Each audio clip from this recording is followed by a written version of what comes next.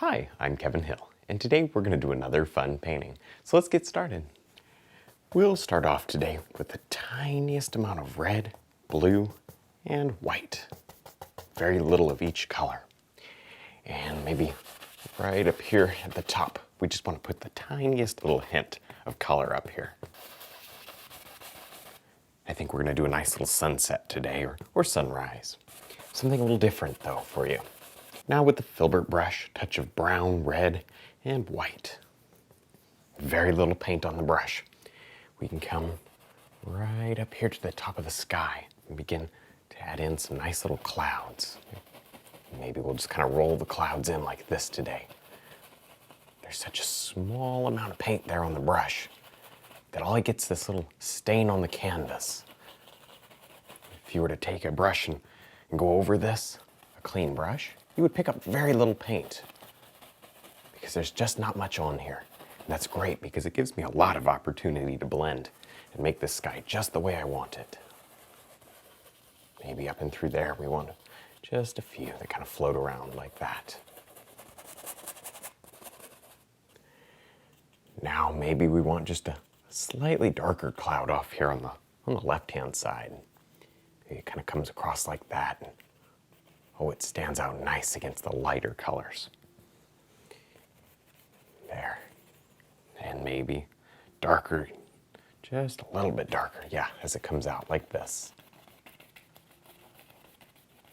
There. Now, as you can see, I've done a quick, basic sketch there. And I just did that with the filbert. Then we can come right here and fill it in.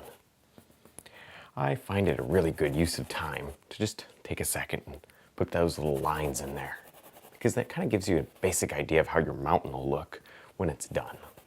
Even though we kind of paint over them, that's all right. And also it's easy to change your angles.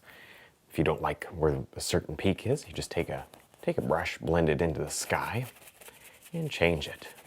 Use colors that are kind of similar. It makes it even easier. You see, we don't want this mountain too dark. Keep it nice and light. It's pretty far away. Now I've got several colors mixed up here on the palette. This is red and brown, a little touch of white. This one has some yellow in it. This one has some black. And this is just yellow and white. So we got a lot of nice things happening. So I'll start off with my red, brown, and white. And just begin laying on a few little highlights here. The reason I mix up so many colors, I just feel like it's easier when I mix them up all ahead of time and then get to just highlight the mountain, and that's all I'm going to think about is the mountain. I don't have to worry about the colors. All of them that I already know I want are available on my palette. There's a lot of variations that happen just by mixing quickly. Don't have to overmix. So you'll kind of get some surprises in there. They're pretty fun. No reason to plan the entire thing out. You can have just a basic idea and then see what happens. That can be a lot of fun sometimes. Now with our little soft hair blender brush, we can very carefully just push the bottom of that, or the top of the mountain back into the sky. There. This brush is so soft. We can do all these nice things without having to worry too much about everything mixing together. Very, very gentle. Touch of white on that brush. We can even paint with it. Paint in some of those almost like little clouds that are kind of floating over the mountain. Next, we can sketch in another mountain here. Once again, I did that nice little outline, and then I come back with the filbert brush and just scrub in some color. It's not too important. And if you want, you can see we're probably gonna have sunlight over here, so you just throw a little bit more of a sunlight-based color to it. Throw a little bit of brown in the color. Otherwise, it's just mostly black. There's some dark shadows over here. Now with the knife, we can begin to add on just a few little highlights here.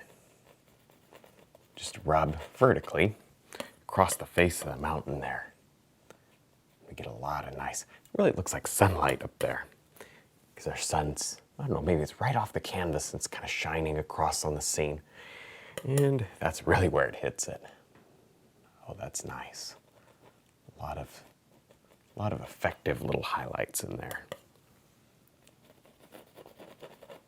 Now with our 1-inch brush, maybe we want to just pull straight down right here and create some nice water. This water kind of reflects the colors that are in the sky there. And maybe it goes behind the little mountain there, but then this one comes in front. And as we go away from the center, we add some more colors to kind of suggest the mountain or some of the darker clouds and things that are in the sky. Now with our fan brush and some black, brown, touch of blue, we can go ahead and begin bringing in just a few bigger trees. Now these trees, they kind of grow here at the base of this mountain. And they're decent size. We're starting to come a little bit closer in the painting. And maybe out here we want some too. Maybe we'll just start a little lower here. We'll cut them off right about there. Now again with the 1-inch brush, we can add in a little bit of water here. This is just a yellow, white, and a touch of red. Gives us nice colors that kind of match what's going on above. Maybe, once again, it gets darker as it comes away. I love to paint water. It's so fun and quick and easy. You can pull down, that kind of indicates little reflections. Grab another brush when it's mostly clean, and then blend it all together here. Really soften it, and then horizontally to make it look flat. With our filbert brush, we can go through just a little bit of yellow and red. And now maybe way back here, let's throw in a nice little autumn colored bush or tree. Maybe it's a tree. It's pretty big compared to these evergreens. There. And maybe right up and through there we need just a little bit more. With our filbert brush, we can rub the bottom of these trees just to kind of clean them up, maybe indicate some shadow. See, I'm just filling in all the little white areas of the canvas that we haven't painted yet, and getting it ready for highlighting. Now, because this is snow, it's kind of a winter scene today, you can throw some blue in there, blue and white. Kind of change it up. See, there's areas where it's very dark and areas where we see this nice blue color. Add some variety to your painting. There's some over here too. Next, I'll take a filbert brush through some white and the tiniest speck of red. Just barely changes the color. And our sunlight's kind of coming in through like this. So I see some sunlight hitting the snow right in through here. There, just kind of brush it right on. Take the back of the brush and just blend it in. Softer. See, it gives the look like it's kind of hitting the top and then fading down. It's a three-dimensional little mound of snow there. There. Just keep on doing the same process until the entire snow area is complete. And change the angles to match how you want your land to be. And don't overdo this. Don't want to lose this nice effect where we just look at the painting and we go right up in this area. Now with our fan brush and some nice dark black and blue, let's come right here and drop in a nice old evergreen tree. And maybe, I don't know, we'll just kind of, let's just throw in a few almost random little branches. But look at how it gives that painting some character, a little extra interest, rather than doing just a straight tree, although that would work out okay too. We can add in a nice little bit of detail here in the foreground, just by rubbing here with the filbert brush. Creating all these nice little rocks and things. Little sticks, maybe, tree trunks. I don't know, they kind of just broke off and are laying down here by the water. These could be just about anything that you want. More importantly, we just need a little detail to bring us forward here in the painting. And maybe one out here too. Kind of step back if you want to and take a good look at your painting and decide where you want each little thing. With our little synthetic liner brush, we can just drop in a few nice little blades of grass. Now, this particular liner brush holds a lot of paint, so we can do many blades of grass at a time. See how that pushes the rocks back? You can do them in all sorts of different colors. Grab a little bit of yellow if you want to.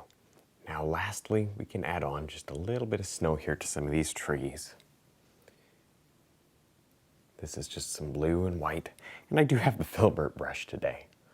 Normally we like to do our pine trees with a fan brush, but not today, at least for the little snow areas.